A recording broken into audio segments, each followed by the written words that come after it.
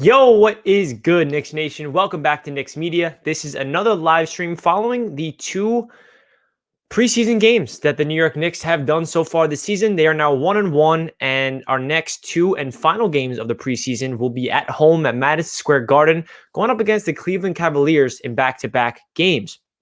Not the day after, but it's on this Wednesday and Friday, and then next Wednesday is opening night against the Indiana Pacers. So I want to go live with you guys, answer some of your questions, and talk about the overall evaluation of the first two preseason games and what I took from it, what we can learn as Knicks fans to expect from this team this season. And we have a lot to get into. I'm really excited to talk about RJ Barrett because he's definitely the most impressive New York Knick on this team thus far. I'm going to get really deep into him in this stream. So if you guys are watching this after the stream or you're watching it live, welcome in. I hope you guys are all having a fantastic Monday and enjoying this beautiful day. It is rainy outside here, so I'll be sitting here. I'm like, you know what? It's not nice out. Yesterday was a beautiful day, so I need to go live on Knicks Media and talk about the New York Knicks because what else is new? We got a bunch of people in the streams joining in. Welcome in, everybody. How are you guys doing? We got a lot to talk about because whether it is the hatred for Julius Randle or it's just the in awe of how good and different RJ Barrett looks so far, and the overall cohesion of the team kind of fell apart last night. So we're going to get into all that stuff. And like I said, before the preseason even started, I said we cannot overreact when the Knicks win, and we cannot get super pissed off when they lose. It's just preseason, but this is a really good blueprint to evaluate this New York Knicks team, see what we can really expect, and I am excited. And obviously, just because RJ Barrett is killing it does not mean that we should overhype him, but we should definitely evaluate him and see what he's doing so far. Same thing that goes for the guys that are struggling. We cannot say, okay, just because he's struggling right now, that means he's going to struggle for the rest of the season. We cannot print them. We cannot label them like, okay, bust, you did not do anything in preseason, so you're going to suck. So I'm just really excited to get into this because I want to talk about RJ Barrett really a lot. I mean, he is the thumbnail, as you guys see. My guy Joshua's in here. He sees it. RJ developing a midi.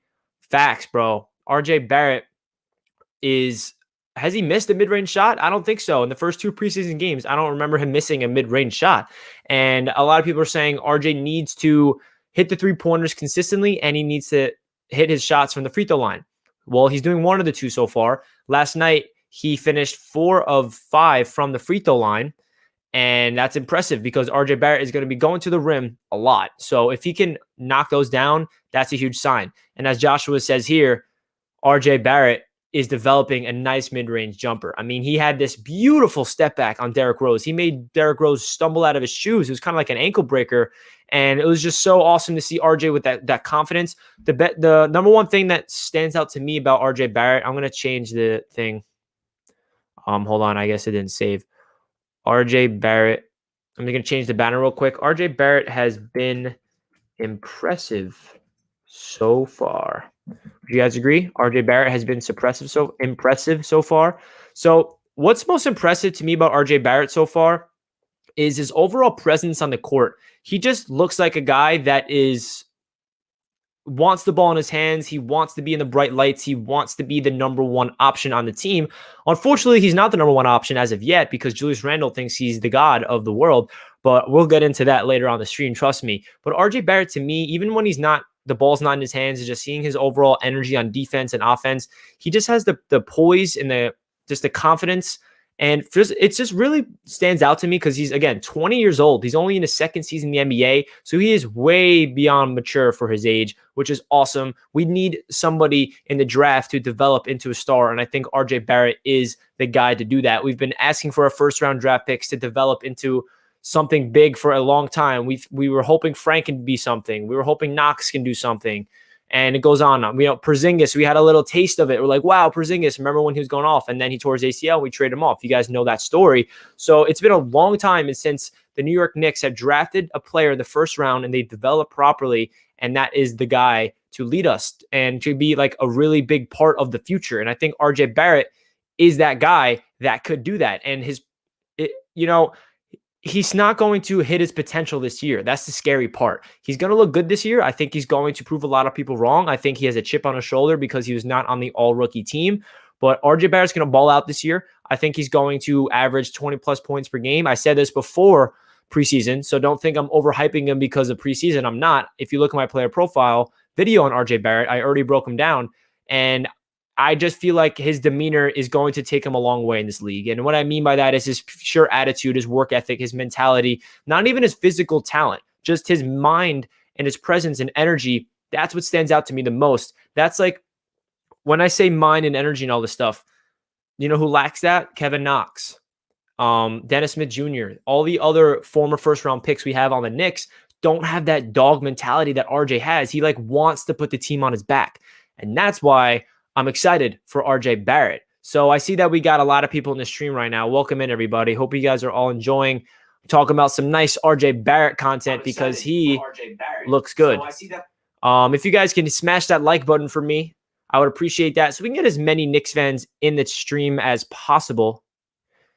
Because I want to evaluate the Knicks preseason games with you guys. I want to answer all your questions. So if you guys have not already, please make sure you smash that like button. So again, we can get as many people in here as possible.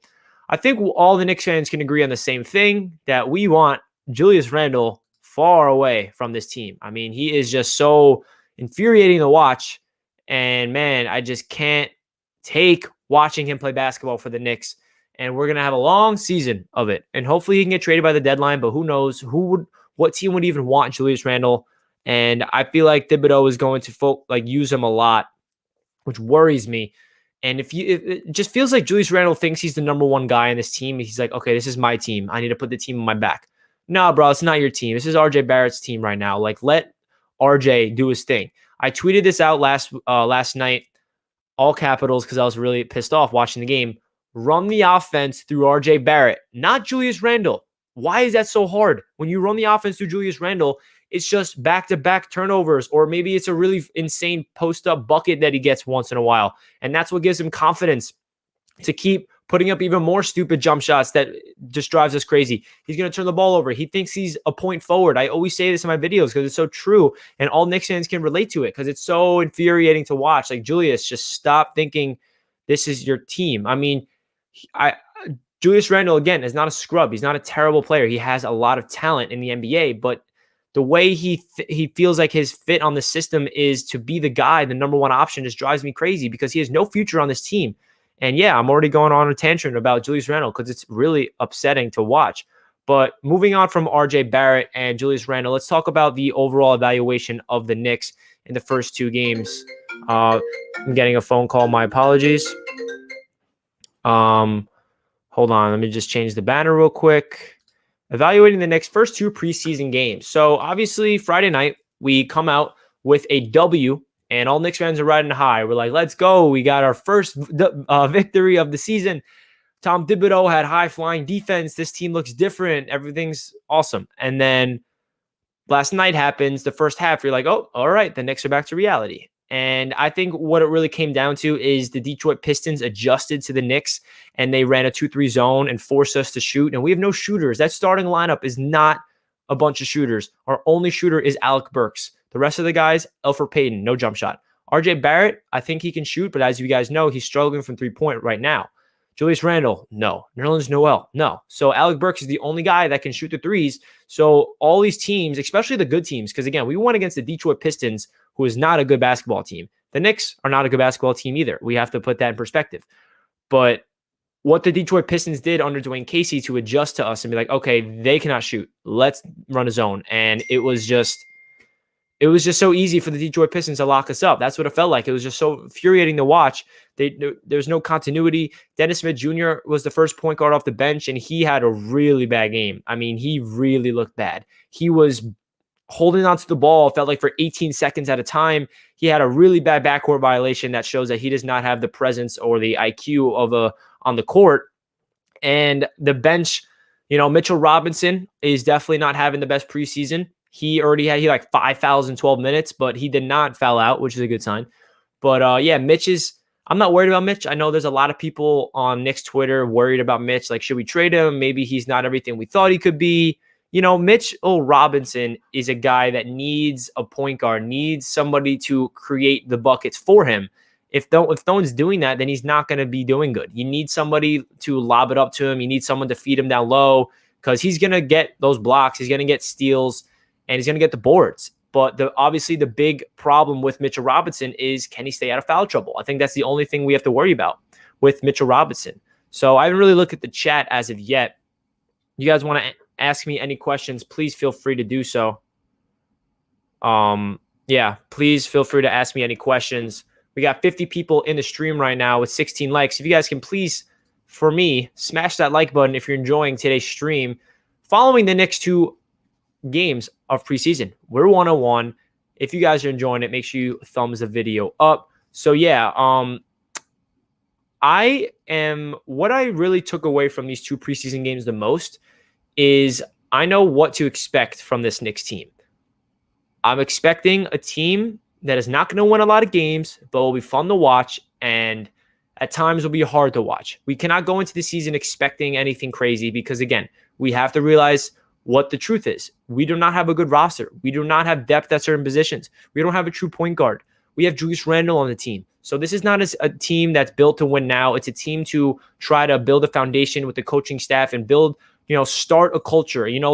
I hate using that word because we've been preaching culture for so long, and we want that culture because we need that in order to attract free agents and stuff. But we need to get to that next step of the rebuilding process, which we have not gone to in forever. And that next step is showing improvement within the young core. How many times do we say we're rebuilding this year and then we're just terrible? There's no glimpse of hope for the future because we don't have draft picks. We don't have cap space. We have all these veterans on big contracts. So we're like, wow, we're just suck every year. But this time we are rebuilding properly. Finally, we have never had this much draft capital for the future. We've never had cap space flexibility for the future. We never had a young core this young. And that's what gives me hope for this season. It gives me excitement to watch these games because I'm not rooting for, well, obviously I'm rooting for W's, but I'm not going into these games saying if we lose, like, it's the end of the world. Like, we need the playoffs this year. Like, that's not the case. That's unrealistic. And I understand Knicks fans don't want to hear that because we are all impatient because we've lost for so long and we want to win now. And I don't blame any Knicks fans that feel that way. I feel the same way as well. But I'm just wiring my brain to just get ready for a long, bumpy season for the New York Knicks because it's going to be a tough one. There's going to be a lot of good things that comes out of the season. I'll tell you that. That's going to get Knicks fans excited. We're going to see really good games from Obi Toppin. We're going to see really bad games from Obi Toppin. We're going to see RJ Barrett light it up. We might see a couple games when RJ does not look like himself. That's the reality of this Knicks team. We're all young. They're going to have inconsistent nights, and I'm excited to see what the Knicks can do throughout the season. What I want to see from them personally is throughout the first half of the season, they're going to learn each other's everything. Thibodeau is going to try out all these rotations, but after the All-Star break, I'm very curious to see what this Knicks team looks like because I feel like by then the Knicks will be playing together for a long time. They might brew a chemistry, and somebody might get hot at the right time. And you never know. We could make a push. But, yeah, I want to take a look at this chat. What is everybody doing? How is everybody doing, bro? Welcome in. Sorry, I'm just going off on a tangent about the Knicks. I want to start talking to you guys in the chat real quick. But, yeah, how you guys doing? Oh, man. It's tough, man. It's a tough day. Yesterday was a tough day for me. I streamed for 3 hours watching the Jets game. We know what happened last night with the Jets. And then right after that, the Knicks tip off against the Detroit Pistons and lose. So it was back-to-back losses for my squads. Nothing that I'm not used to by now. You know what I mean? I'm so used to this. Like, my teams are not good. And we have a lot of people in the chat and that subscribe to me that are Jets and Knicks fans, so you guys can relate. But not everybody in here is that as well. I understand that. So, we are going up against the Cleveland Cavaliers on Wednesday night at home at the Garden. So hopefully we can show up because the Cavaliers are not a good team and we need to show up in the bright lights at the Garden and play good. I want to see a different rotation. I don't want to see the same starting five. It's really frustrating to watch because they do not look good together. I want to see more Emmanuel Quickley. I would love to talk about Emmanuel Quickley real quick because we did get his I want to talk about Emmanuel Quickley real quick. But listen, Emmanuel Quickley looked impressive to me in his NBA debut for the preseason. He didn't do that much. He wasn't splashy, but when he had the ball in his hands, he looked very confident. He looked like he belonged in the league, and that's the first step that you want of evaluation of a rookie. Does he have the confidence to dribble the ball with confidence? I mean, it's that simple, because some rookies come out there and they look like a deer in headlights, and they're like, oh my gosh, I'm not ready for this. There's Kevin Knox. Even though Kevin Knox looked really good his rookie season, but he is definitely regressing, and we need him to step up his game. I'm going to talk about Kevin Knox eventually as well, but we'll see. We'll see. All right, we got a question from the GG family. We need to start Mitchell Robinson. What is your input with that? So this is very interesting. I know a lot of Knicks fans want Mitchell Robinson to start, including myself. And honestly, whoever starts, it's not about who starts. It's about who finishes the game, in my opinion. It doesn't matter. I mean, whether it's Nerlens or Mitch that starts, they're both going to get equal minutes. They both are going to have a really big impact on this team, protecting the rim and catching the alley-oops and all that good stuff, and crashing the boards, obviously, and playing good interior defense. So I am obviously pounding the table for Mitchell to get more minutes because I want him to be a big part of the future. And I know there's a lot of concern with Mitchell Robinson because he's still battling with the fouls and he doesn't look like himself. He's very sloppy with the ball, but he hasn't really got those hands that he's very accustomed to when he's catching those alley-oops. We haven't really got that yet. But listen, it's the preseason. The Knicks players have not played basketball in 9 months. So you got to give them a time to start getting back into the swing of things and getting accustomed to it. I am not on the bandwagon to bench Mitch, but I also just want to tell this to Knicks fans.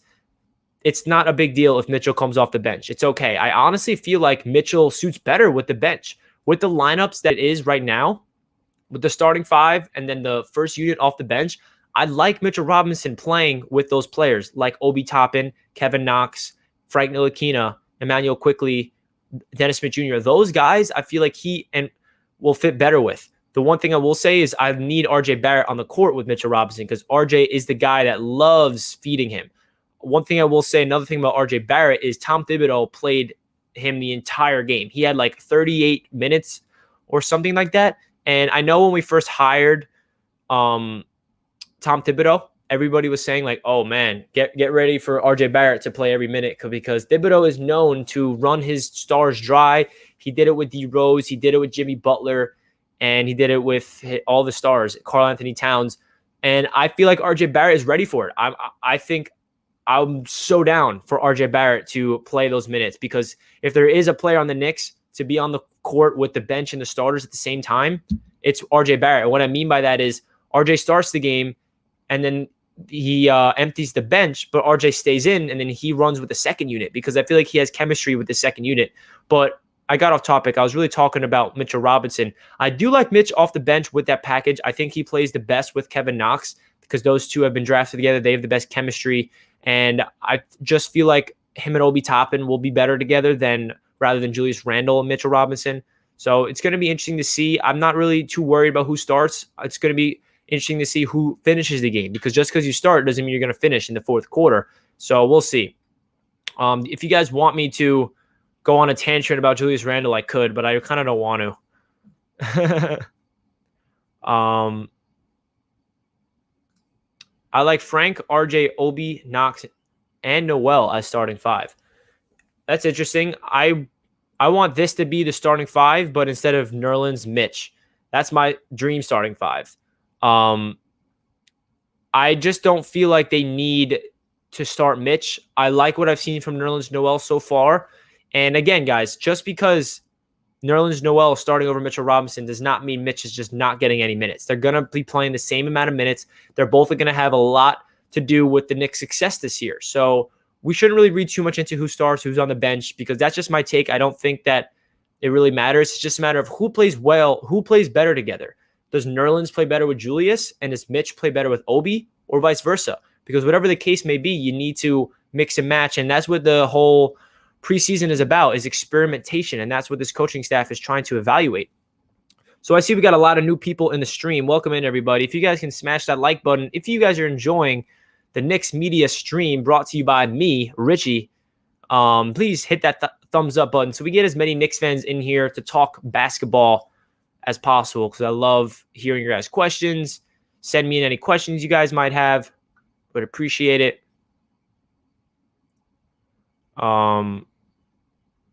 One player we should talk about, Emmanuel Quickly. He definitely – oh, that was crazy. I just cracked my neck. But Emmanuel Quickly, I wish he got to shoot the ball. He didn't get to shoot a three, but his first bucket of the night he showed me a lot. Showed me that he's relentless. He dribbled. He put up a little nice floater off the bank, and he missed it, but he got his own rebound and put it back up. Kudos to you. Obviously, it's not the biggest deal, but I want to evaluate every single ounce of this team that we can. Unfortunately, we did not get to see Emmanuel Quickly shoot the ball from deep because that is what his expertise is. We drafted Emmanuel Quickly to be that sharp shooter off the bench.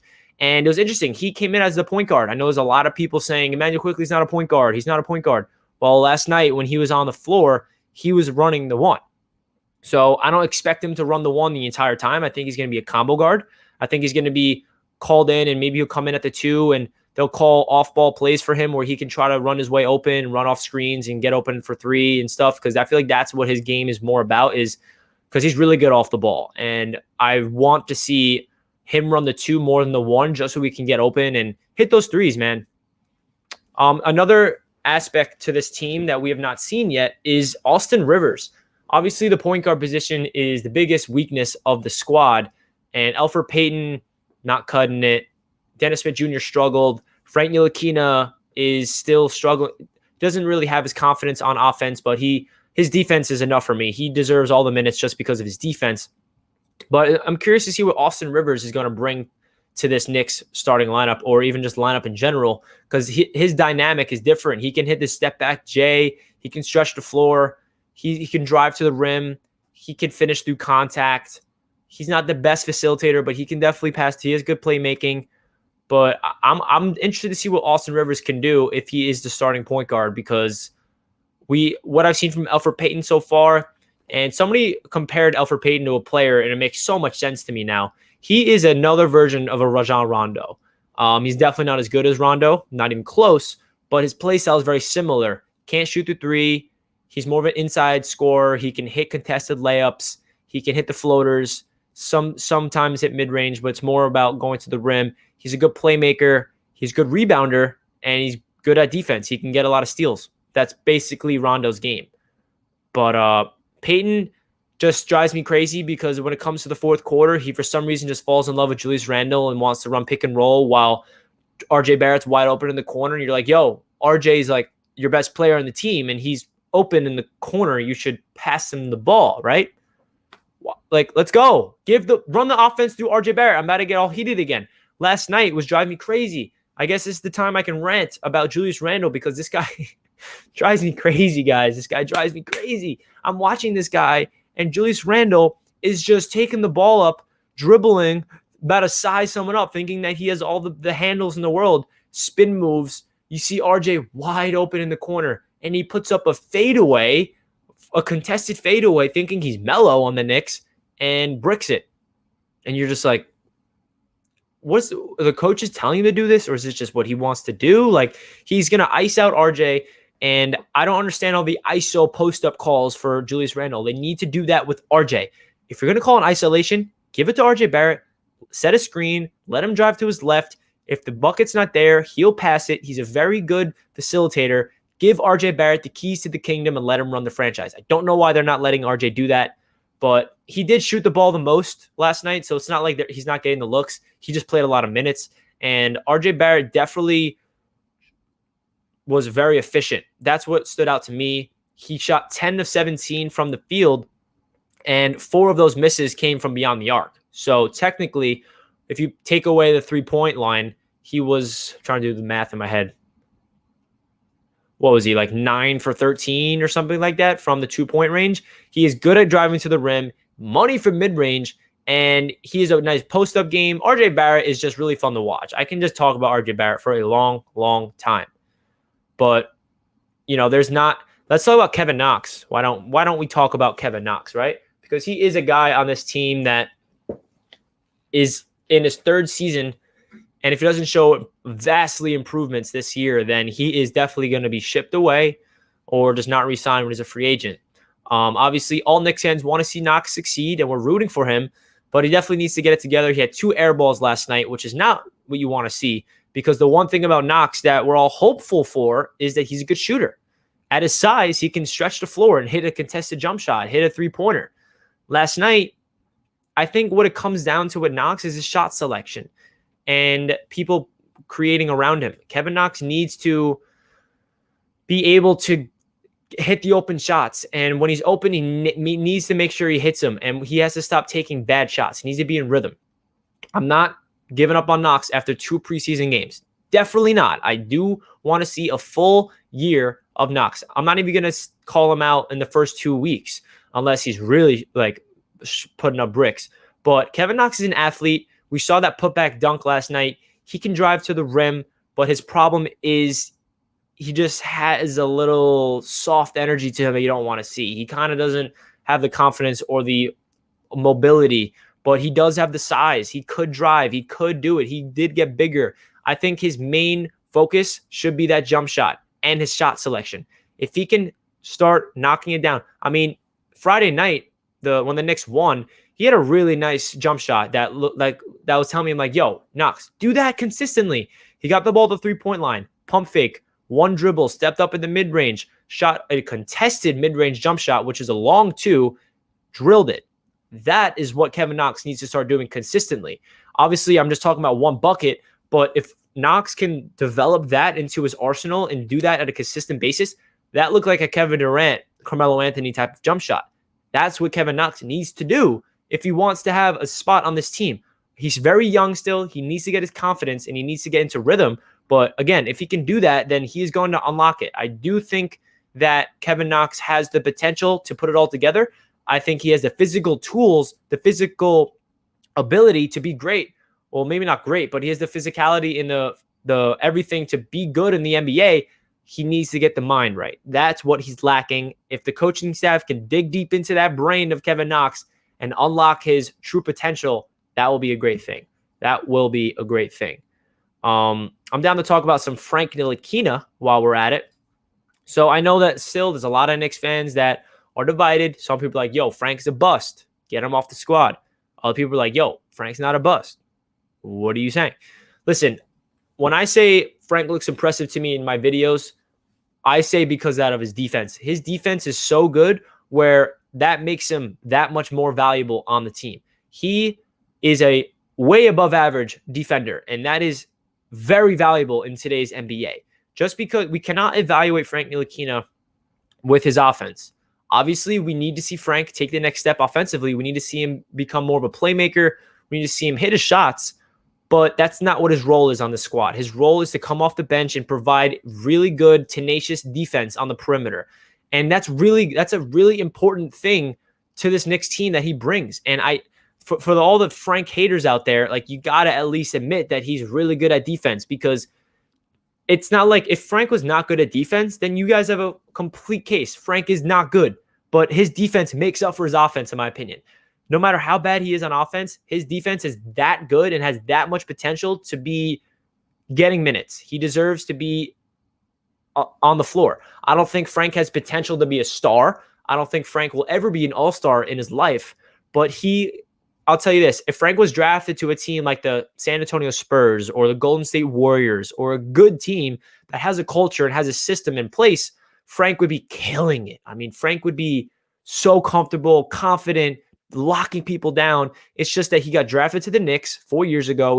He's had like 5 different, I'm exaggerating, but like 3 or 4 different head coaches. He's never had continuity. He's never had the proper development under him. I'm not making any excuses for him, but I just feel like Frank's defensive potential is so skyrocketed high that we cannot just take away that. We need to really talk about his defense.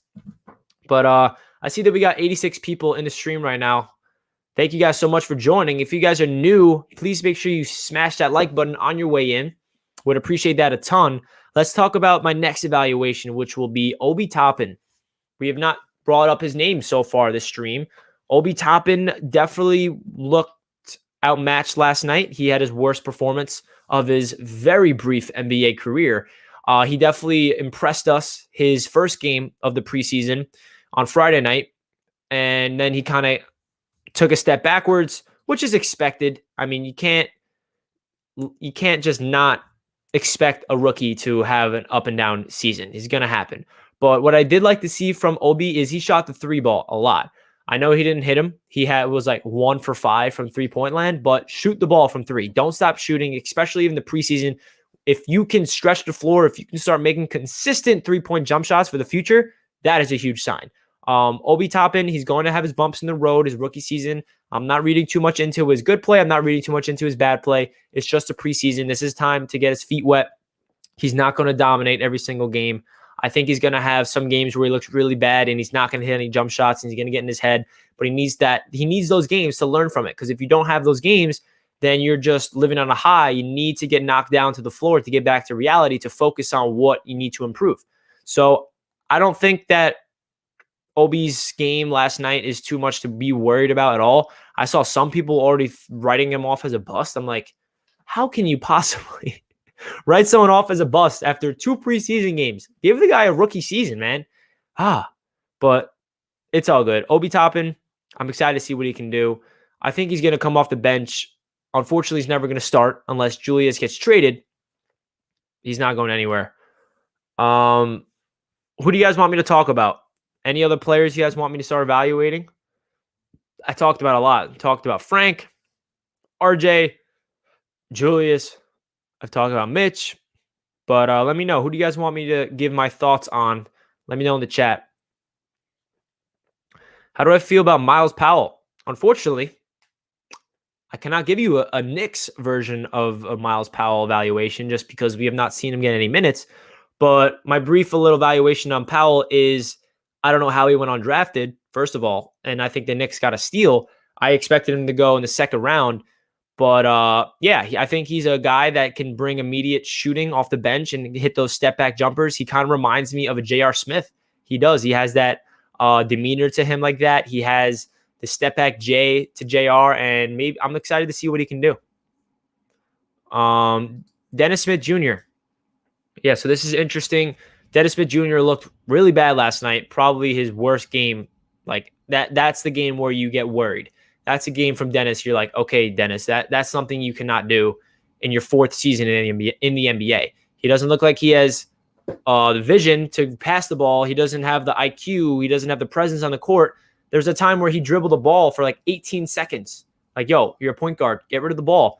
I think Dennis has everything to his game that you want in a point guard, but it's not at a level that you want it to be. I feel like Dennis Smith Jr. is an athlete more than a basketball player. If that makes any sense. If you're a point guard, you need to be able to do a lot. You have a lot on your table. You need to dribble. You need to create for yourself and create for others. You also need to be able to drive to the rim and hit jump shots.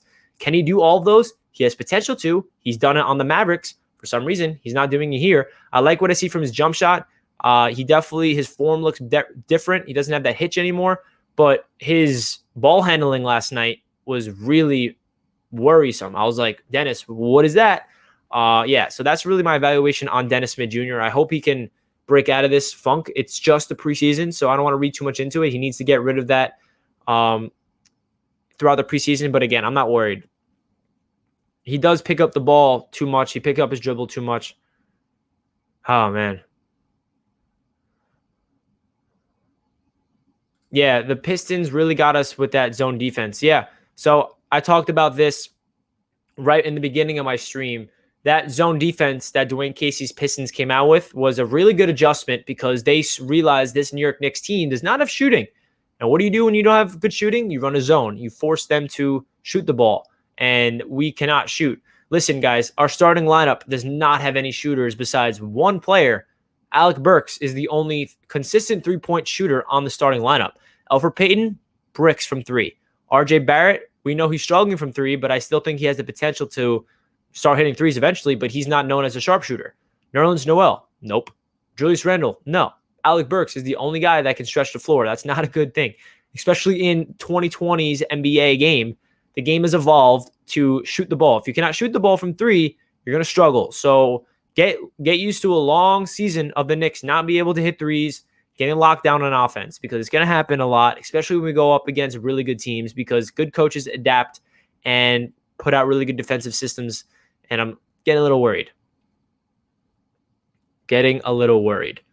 Because any team that runs a zone on us we need to sub in Emmanuel quickly right away. We need to sub in all of our shooters because right when that happens, all right, just like in 2K, you can sub in your 3-point lineup and then get everybody in that's good at shooting because it's not good. That's not a good thing. We just hit 100 viewers. Welcome in, everybody. Hope you guys are enjoying your Monday following the New York Knicks loss to the Detroit Pistons last night. We are now 1-1 on the preseason game so far. Our next opponent is the Cleveland Cavaliers, which is Wednesday night at the Garden and then Friday night at the Garden as well against the Cavs. So we got 2 more preseason games to evaluate this New York Knicks team before the regular season tips off, which is next Friday. Excuse me, not Friday. Next Wednesday against the Indiana Pacers in Indiana. So it's crazy how fast the season is going to start. I mean, it's already coming up. Christmas is right around the corner. New York Knicks basketball is right around the corner. I'm excited to see this, but again, it's going to be a tough season, especially the beginning. The beginning of this season for the Knicks is going to be a bumpy one, so prepare, buckle your seatbelts, don't overreact. There's going to be a lot of bumps. There's also going to be a lot of times where we're happy. When RJ Barrett has a 35-point night and we lose, at least we can hold on to RJ doing well because he's going to go off this year. You heard it here first. You heard it here first. What's the plan with Quickly and Iggy? Really like both of them, and both could be really good shooters. Also, Kevin Knox did everything right, but he needs to make those shots. Yeah, this is a good question. Very good question. Luckily, we gave Quickly the minutes last night, but we have still yet to see Iggy. I don't know what the plan is for that. I think that Thibodeau in the first 2 preseason games really wanted to test this out, test out the rotations just like this is a regular season game. Because remember, guys, this is not a traditional season. The training camp started like last week. Preseason started this week. Regular season starts the week after. So there's not a lot of time to evaluate who's playing. So I don't really think Thibodeau is going to play the third stringers, which is the Iggy, Omari Spellman, Michael Kidd-Gilchrist, and Miles Powell, all of those guys in the preseason just yet because he needs to get a set rotation for the regular season. So I don't know what the plan is for them. I'm hoping they get minutes, but I don't know. I do want to see them get minutes, especially in the last preseason game. Kevin Knox, I think that he did do everything right as well. He just needs to hit those shots. Like you said, he took good jumpers, but he bricked them. I don't know why. I don't know if it's his confidence or what it is, but his jump shot looks pretty. Every time he pulls up, I'm like, ooh, that's in. And nope. So I don't know. We'll see. RJ Barrett is going to be the leader this season. Just watch. He got better than Randle, who was the previous best player on the team. Honestly, I still think RJ was the better player last year, even though statistically it was Randle. And I think this year, like you said, RJ will be the best player on this team. He just looks like a guy that's like, yo, I'm the future. Like he just like the way he walks around. I don't know if that makes sense, but to me at least, the way RJ is just his presence alone, his energy, his poise just makes you feel like he's your franchise player. You're very comfortable. Like, okay, yo, you have the mentality to be great. You want to put this team on your back. You have everything that you want. He just has everything you want in a player mentally. And his physical traits, he's freakishly athletic. He is a very talented player. He can do a lot more things than you think. He's not just a scorer. He can crash the boards. He can facilitate for others. And I think eventually down the line, he's going to develop that jump shot. His J looks very smooth this year. His jump shot definitely changed drastically. His form looks good. He's shooting straight up instead of he looked like he was shooting off balance a lot of times last year. He doesn't have that much hitch to him. Obviously, he has not hit the three-pointer yet consistently in preseason, but he's money for mid-range. So if he was like not hitting his threes and not hitting his mid-range jump shots, then we should be worried. But RJ's lights out from mid-range. He had a crazy step back on D-Rose. He has like 5 or 6 mid-range jump shots. I don't even think he's missed one. And we all know he can drive to the rim and finish through contact a lot. So RJ Barrett has a bright future, and I'm excited to watch his second year in the NBA. He's got a lot to prove. Should Toppin start over Randle? I would love that to happen, but realistically, it's not going to. Julius Randle to the coaches is the guy for the team. He's not going to the bench, even though it's ridiculous because Julius Randle is not helping this team whatsoever in any way possible. But I like Obi off the bench just because I like him better with Mitchell Robinson and Knox. I don't think he would really do well. Well, he would do well either way, but I feel like the the dynamic of him and Mitch will be better than him and Noel. I also like him and even Emmanuel Quickly coming off the bench. And RJ Barrett's going to be playing with the first and second unit all throughout the season because he's going to be the guy that Thibodeau is going to run through. He's going to play like 38 minutes a game. And I hope RJ's in good conditioning because that is something he needs to get prepared for. And I'm excited to see RJ do that because if there's anybody to play 35 plus minutes a game on this team, it's RJ Barrett.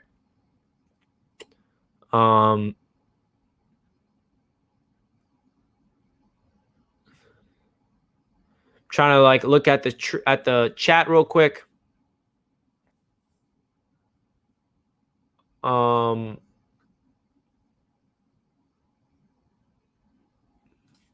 did the commercial. He's the future with us. The organization knows it. Yeah, we saw that the commercial with RJ representing the New York Knicks brand new uniforms. I'm actually going to play the video. For those of you guys that did not see the video, I'm going to play it real quick. And well, let's talk about the jerseys because they're officially out. They're actually going to be for sale on Friday.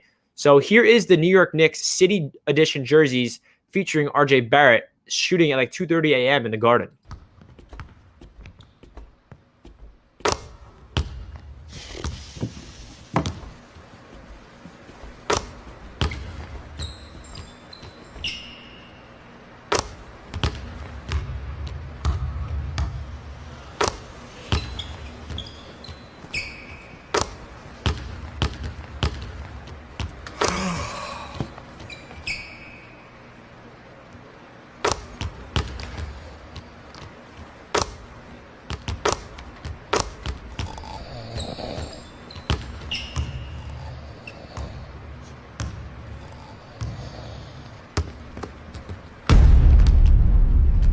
Time to go home, Mike. Don't you have a sleep kit?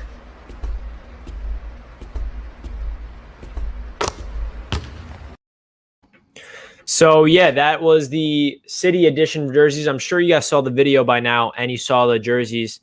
Here's the video of – not the video. Here's the jerseys right next to me. Here it is.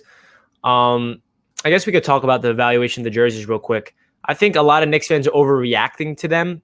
I definitely am not a fan of the circle. I'll tell you guys that much.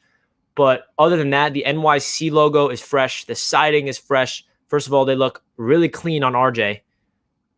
And I think they're going to look way better when they're on the court than they do on this hanger floating. Definitely not a fan of the circle. I've said this over and over again. It's like doesn't really, when you're looking at it, where do you start reading it? Like New York Knicks is sideways. City Never Sleeps is sideways. It's just not a good dynamic on that way. But we don't have to read too much into the designing of the Knicks uniform. I like the black. I'm definitely probably going to buy a jersey. Guys, who should I get? When they drop the City jerseys, I kind of want to get one. Who should I get? I already have an RJ Barrett jersey, so I'm not going to get RJ. Who should I get? Who on this Knicks team do you think was going to have a future? Obi Toppin? I don't really like getting rookie jerseys, even though I did get RJ's rookie jersey last year, because you never know what's going to happen with them. But there's really no one else on the team that I would get besides Obi, because Knox, we don't know if he has a future. Mitchell Robinson, we don't know if he has a future. We want him to be, but he is going to be a free agent pretty soon. I think next year, actually. So I think it might have to be Obi. It would be RJ if I didn't have one. But you see the RJ Barrett jersey over there, and I'm rocking my classic. Can you guys guess? Whose jersey this is? Before I show you the number, it's pretty obvious. Who in the chat can guess what jersey I'm wearing? It is very easy to guess. I see someone saying Amari. Nope. Carmelo Anthony. It's Melo. I love these jerseys, bro. With the black outline, it's so fresh. Like, why can't they bring these back? But yeah, this is my Melo jersey. Love Melo. Hope he keeps killing it in Portland. But yeah, so you guys think I should get Obi for the City Edition jerseys? I think I might have to. I feel like number 1, Toppin, hanging up right there, will be fire. That would be fire, especially the back of it, because We don't really like the front, I guess, of the new city jerseys. RJ will be here long term. Yeah. I mean, here, I'll show you guys this jersey. This is the statement jersey I got last year of RJ.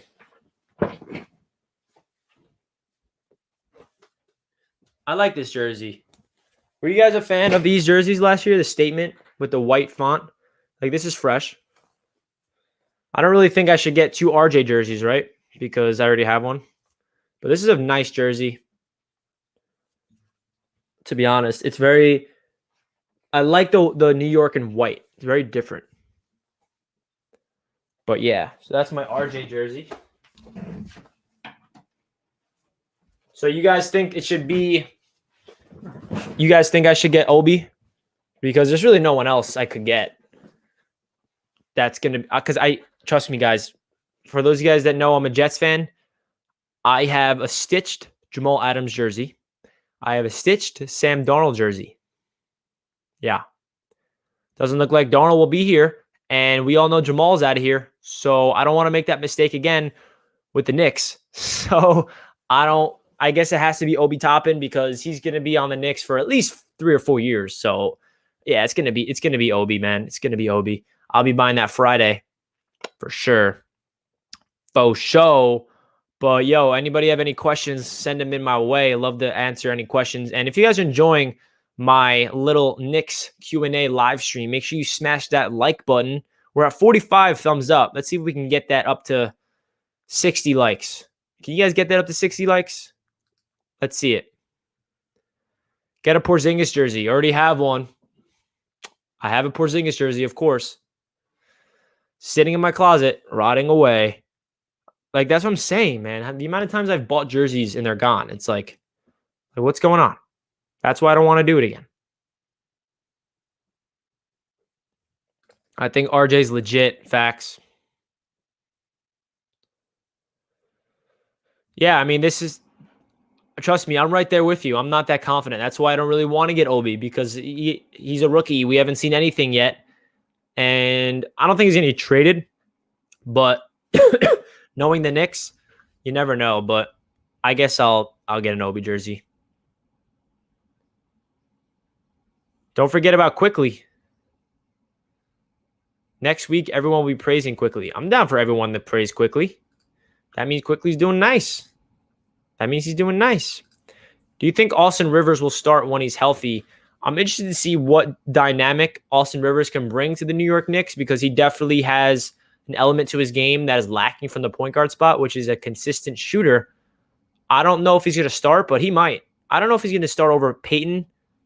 I'd rather him start over Peyton because Peyton is just like a guy that's like, he does what you want, but he doesn't do enough, and he kind of annoys you sometimes with his shot selection. We'll see.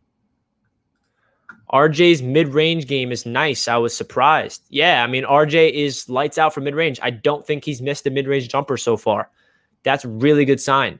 And that should give Knicks fans a lot of optimism about his outside shooting for his three-pointer.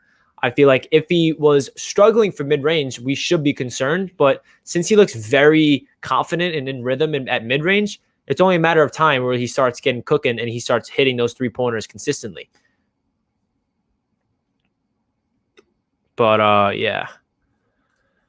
Wow, we got 125 people in here. Unfortunately, we have to wait till Wednesday night to watch the Knicks play again, which is frustrating. I'm going to be live on my Jets channel because I'm on this weekly thing, AFC East Roundtable. For those that are NFL fans, I go live with Miami Dolphins fan, Buffalo Bills, and New England Patriots. And it's like all the division rivals. We talk every single Wednesday night. And as a Jets fan, it's not fun to be in that because I have nothing to say. But yeah, it's going to be frustrating because I'm going to have that live stream at 9 and then the Knicks game's on. So I'm going to have to make the video later on. But yeah, that's really my plan for the game.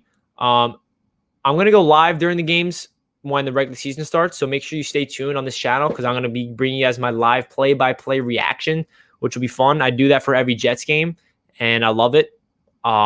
Actually, I don't love it. What am I saying? The Jets games are so hard to get through. Wow, they're so hard. I'm not going to get upset.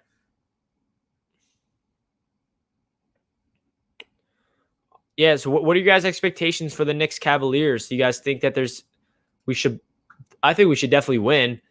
Again, it's preseason, but still, if we want to be competitive somewhat this year, we need to beat up on the bad teams. We need to beat the bad teams because we're not going to beat the good teams all the time. We might surprise one time and beat a team like, I don't know, the Rockets like we beat last year. How did we do that? No idea. But if we want to make some type of noise in the East and maybe get into the play-in tournament, we need to beat every single team that's superior, like not as good as us. Like the Detroit Pistons is a team we need to win in the regular season. Cavaliers is a team. The Magic, just to name a few. I'm not going to talk about all the bad teams, but we definitely need to beat the teams we're supposed to beat. Yeah, let's talk about, I haven't really brought up his name once, which is Tom Thibodeau. Tom Thibodeau, in his first 2 games for the New York Knicks, he had ran the same rotation. Actually, not the same rotation. Something he tried out, which was interesting last night, is he put Julius Randle and Obi Toppin on the floor together. And Tom Thibodeau said himself, we're not worried about this duo offensively, but defensively, it might be a little problem, which he's right. It depends. I don't know if I'm a fan of it just because I'm not a fan of Julius Randle at all. But it's interesting to see him try out that small lineup. His rotations were interesting. But again, Tom Thibodeau as a head coach, what I've seen from him in terms of coaching a team, like on the court, like during a game, he's very into it. He looks like a passionate Knicks fan. Like he looks like one of us out there just freaking out. Like he looks like a guy. And again, this is preseason, which is awesome. So he's getting into his guys' heads. He's trying to get his players to buy into his system, which is a very good thing. And I'm expecting Tom Thibodeau to just keep paying attention to the details on the defensive end.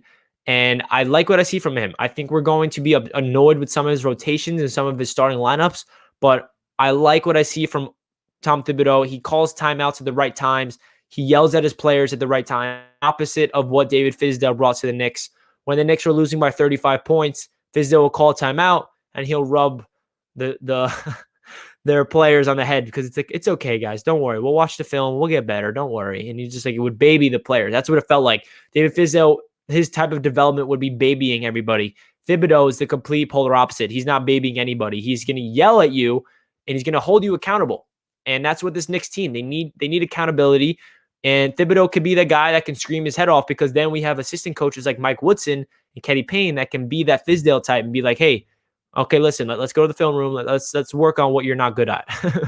I feel like it's a very good dynamic we have of Tom Thibodeau as the head coach to be that mean guy that would scream his head off, and then the assistant coaches like a Kenny Payne and Woodson to kind of help them out. That's why when we first hired David Fizdale, I was a little worried about him because I'm like, this looks like a guy that's an assistant coach that is a player's coach that's not a good basketball coach. And I was right. 2021 Randle spin move. Yeah, bro, I cannot take Julius Randle's spin move anymore. I really can't. The amount of times that we see him dribble the ball and I'm screaming at my TV, pass, pass, pass, and then he spin moves into a double team. He does a couple post shimmies and you're like, oh my God, what are you going to do with this ball? And then he just turns it over. Yo, like, stop doing that, bro. Like, it's not part of your game. I guess it is part of his game, but he thinks he's way better than he really is. That's his problem. And he hits ridiculous jump shots at times, which gives him the confidence to keep shooting them, which leads to him not making a lot of shots. He needs to start finding the players that are open in the corners. He doesn't have the good vision, but at the same time, he is definitely selfish, but sometimes he plays unselfish basketball. He's very inconsistent. I'm just so over Julius Randle. I just feel like he does not fit this team at all. The dynamic between him and RJ does not mesh well together. They both don't complement each other at all. And it's frustrating, guys. It really is. Oh, getting frustrated thinking about it. But we got 130 people in the stream right now. Welcome in, everybody. I'm just here chilling, talking about the New York Knicks. I got some new content on the way. You guys see that I'm going live every other day, and I'm breaking down each game.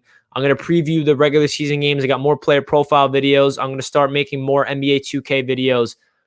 Me on as the starting. Oh, I'm not starting anymore because I made a new build. But me on the New York Knicks running the point guard in my career on NBA 2K21 Next Gen is really fun. My guy's a beast. Me and RJ are dope, and Mitchell is dope. But yeah, stay tuned for more NBA 2K21 content because that will definitely be on this channel a lot in the next couple weeks. And yeah, I mean, there's a lot to look forward to on Knicks Media. There's a lot to look forward to for the Knicks in general. And let's just be grateful and happy that the New York Knicks are able to play basketball because it sucked watching the bubble and just like sitting there like, yo, like the Knicks are really that bad that they're not invited to the bubble. Like that's so like that made me so upset. It really made me embarrassed, honestly. I'm like, wow, the Knicks are like that bad. Like I already knew that, but still like it just reassured it, you know? I'm like, all right, the Knicks are not even invited to the bubble. The Knicks are really bad. And we haven't seen the Knicks play in a while. So let's just be thankful that the Knicks basketball is going to be playing almost every other night. And we get to talk about the Knicks. We get to talk about their losses. We get to get super excited about their wins. We get to overhype players when they have good games. We get to freak out at players when they don't do good games. The Knicks fan base is just so awesome. We're so passionate. We're so into it. We're so knowledgeable. And we all have our own opinions, which is dope. It's not like we're all on the same page. I feel like we're all on the same page with one thing, and that's Julius Randle. But other players, we all have different opinions on, like a Frank Nilikina, even Dennis Smith, even RJ Barrett. There's a lot of people on different sides of the spectrum. Some people think RJ's not there, and he thinks that he is a bust. And there's some Knicks fans thinking that he could be the guy for the Knicks' future. So we'll see. We'll see how the season goes. We're coming up around an hour on the stream.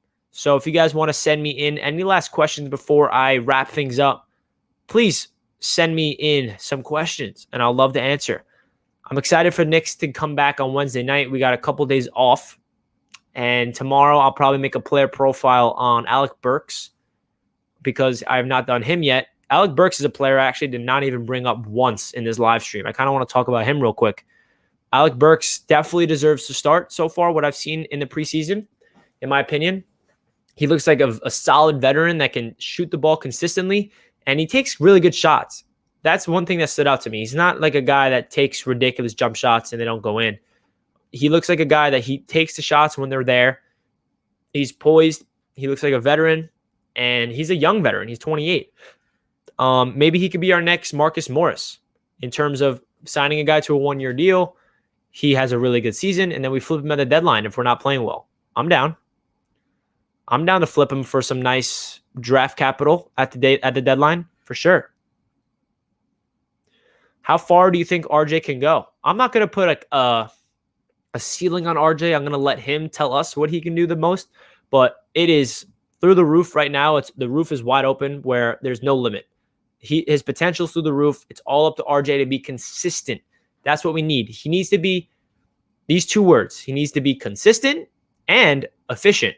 If he's those two things, RJ Barrett will have a bright future. He needs to start getting more efficiently at a consistent basis. Last night, he shot 58% from the field. That's called being efficient. So let's see what he can do. His only knock is rookie season. He put up decent numbers, but then you look at his field goal percentage and stuff, and it jumps out at you like, whoa, that's really low. So if he can up that, then we are in a good situation with RJ Barrett for sure. For sure. Salute Knicks Media. What's going on, my man? Welcome into the stream, bro. Thank you for joining in. So yeah, I'm going to start wrapping things up right now. I've been live for an hour. Love going live, talking to Knicks basketball with you guys. The Knicks are 1-1 on the preseason. Tom Thibodeau and his guys are probably studying the film right now, thinking of what they need to improve on, because it was a very interesting 2 games to evaluate. Who played well together? Which rotation should we do? Who's struggling? Who's playing well? So all the coaching staff has a lot of work to do, and I'm excited for the Knicks to come back and play basketball at Madison Square Garden Wednesday night. It's going to be empty and it's going to be depressing. I'm not going to be able to be there. None of you guys are going to be able to be there, but we still get Knicks basketball back at the Garden with that beautiful court and the announcer, and hopefully we can see Mike Breen and Clyde back there because we need those 2 guys calling all the games. Not all the games, obviously, but most of the games, because that makes the Knicks games that much more fun to watch, especially when they're bad, because even when they're bad, they make it that much more exciting. So if you guys are new to the channel and you just came across Knicks Media, Make sure you smash that subscribe button. I post daily Knicks content. I go live like this. Love answering you guys' questions. And you guys are showing me a lot of love. I hit 3,000 subscribers the other day. I want to thank you guys again for all the love on this channel. Knicks Media has exploded, and it's all because of you guys. Thank you guys so much. That does it for this edition of Knicks Media's live stream, giving you guys a Q&A and my thoughts of preseason so far. If you guys enjoy the stream, make sure you smash that like button. And that does it for this one. Let's go Knicks. I'll catch you guys in my next video/live stream. Peace out. Oh, my friend's calling me about the PS5. Trying to end it.